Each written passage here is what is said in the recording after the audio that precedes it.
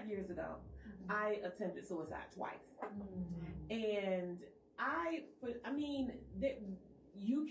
no one can tell me that what I did, I shouldn't have been out of here, right? And I did it twice. I'm just like, wait a minute, hold up. Okay, God, what's the deal, right?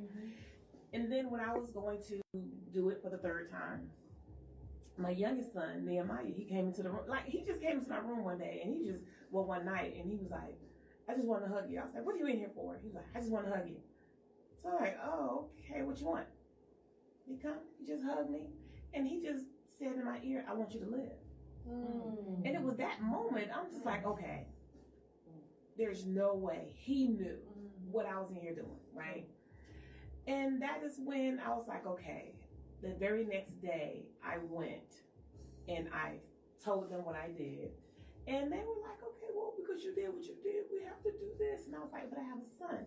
And they said, well, we can partially institutionalize you. You would have to be here during the day, but we will allow you to go home because you have a son. And his father passed away, so it's just he and I, right?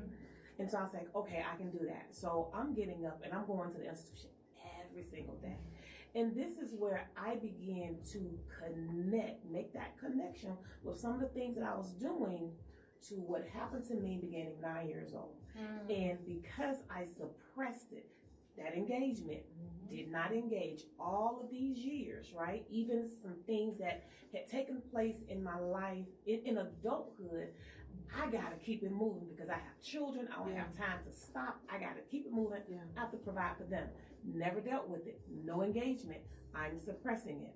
And it just continued I suppressed it.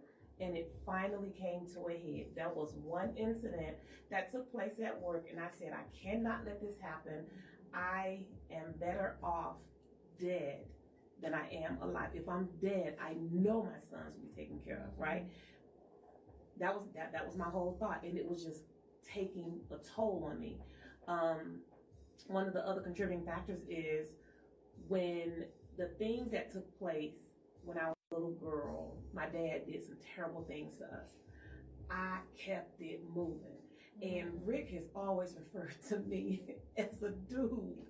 But because of what happened to me, I adopted the mentality, this controlled me, but I'm going to use it to control everything else as an adult. That was my mindset, not dealing with what happened to me. So I think the common roles were reversed, right?